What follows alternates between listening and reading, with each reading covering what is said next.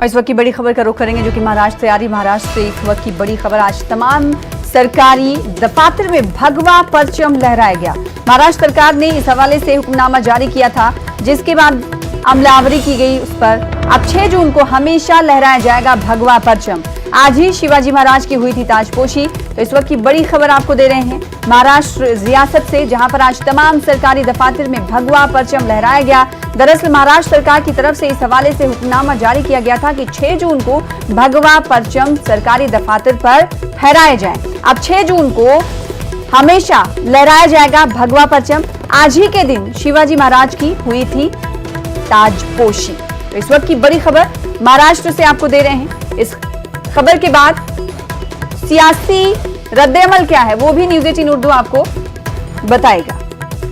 संजय राउत की अगर हम बात कर लें, जो कि शिवसेना लीडर ही हैं, शिवसेना लीडर संजय राउत का कहना है कि तिरंगे के साथ साथ भगवा झंडे से भी मुल्क की पहचान है।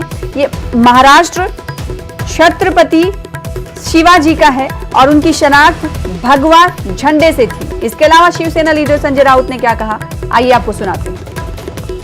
अगर शासकीय कार्यालयों के ऊपर भगवा ध्वज लहराने का एक आदेश महाराष्ट्र की सरकार ने निकाला है तो उसका स्वागत होना चाहिए। ये हमारे स्वाभिमान की बात है।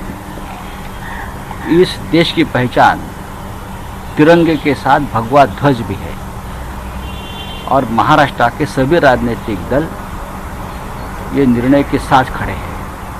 ये छत्रपति शिवाजी महाराज का महाराष्ट्र है और छत्रपति शिवाजी महाराज की पहचान ये भगवा ध्वज से की जाती है। यही भगवा ध्वज ने हमारे स्वतंत्रता की संग्राम में बहुत से क्रांतिकारी शहीदों को प्रेरणा दी थी और भगवा ध्वज था उसकी प्रेरणा थी, इसलिए हमारा तिरंगा भी हमेशा लहराता रहा है और रहेगा।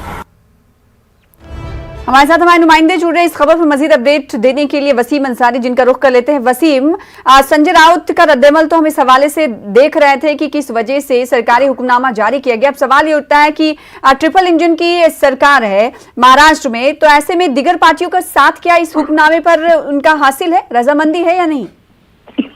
देखिए, आज का जो दिन है काफी खास है महाराष्ट्र के लिए, क्योंकि आज के दिन 1674 में रायगढ़ के किले पर शिवाजी महाराज ने राज्याभिषेक हुआ था और वो महाराज बने थे। तो ये जो दिन है काफी अहमियत रखता है महाराज के लिए। और जिस तरह से संजय राउत ने अपनी बातों में साफ तौर पे कहा है कि भगवा ध्वज को लेकर किसी भी लोगों को कोई नाराजगी नहीं हो सकती है, क्योंकि एक वजह ये भी है कि महाराष्ट्र में जिस तरह से शिवसेना पार्टी ने शुरुआत की थी उस दौरान से लेकर अब तक जो उनकी पॉलिटिकल एजेंडा रहा है वो और सिर्फ भगवा ही रहा है। भगवा हिंदुत्व के मुद्दे पर वो अपनी राजनीति हमेशा करते रहे। और आज के दिन जिस तरह से उन्होंने निर्णय लिया कि सभी सरकारी कार्यालय में भगवा झंडा फहराया जाएगा और इसे लेकर किसी भी तरह से कोई भी राजनीतिक दल हो उसे किसी भी तरह की कोई आपत्ति नहीं होगी, इनका साफ तौर पर ये भी कहना है।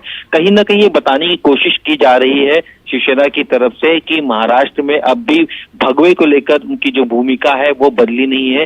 हिंदुत्व के मुद्दे पे अब भी वो खड़े हुए हैं। और यही नहीं, जहां आज अगर पूरे देश की बात करें या फिर उस दौर में जब सभी क्रांतिकारी ने एक साथ अपने प्राण की आहुति दी थी और शहीद हुए थे उस दौरान, तो कहीं ना कहीं वो भगवा झंडा भी लहराया गया था। ये एक वजह है कि तिरंगे झंडे में भगवा कलर है, इस तरह की बातें उन्होंने साफ की है। तो ये मुद्दा शिवसेना का है, लगातार इस मुद्दे को गरमाया जाता है और जिस तरह से ये बताने की कोशिश की जाती है कि तो ये माना जा सकता है कि वसीम आने वाले दिनों में, आने वाले कुछ वक्त के बाद इस पर सियासत भी होगी।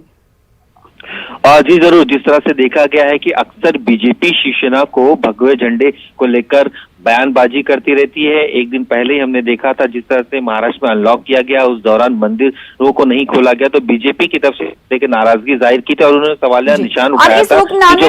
इस हुक्मनामे पर एनसीपी और कांग्रेस का क्या कुछ रद्द-ए-अमल, कुछ सामने आई रिएक्शन उनकी? देखिए, जिस तरह से महाविकास आघाड़ी की सरकार बनी है तो तीनों पार्टियों की रजामंदी के बाद किसी तरह का निर्णय लिया जाता है और खास करके शिवाजी महाराज जयंती या फिर राज्याभिषेक को लेकर किसी भी तरह की नाराजगी या आपसी मतभेद नजर नहीं आएंगे, क्योंकि महाराष्ट्र में बाकायदा देखा जाता है कि शिवाजी महाराज को लेकर जी। सभी पूरी तरीके से उनको मानते हैं, उनकी राह पे चलते हैं, तो इसे लेकर आपत्ति नहीं होती है। लेकिन आने वाले दिनों में भगवा कलर को लेकर जो राजनीति होगी उसे कहीं ना कहीं देखना होगा कि बीजेपी और जी, शिवसेना के बीच में उसे नकारा नहीं जा सकता। आगे भी आपसे जुड़ते रहेंगे। वसीम अंसारी बेहद शुक्रिया हमारे साथ जुड़ने के लिए और इस हवाले से अपडेट करने के लिए। कोरोना से हिफाजत के लिए हुकूमत बड़े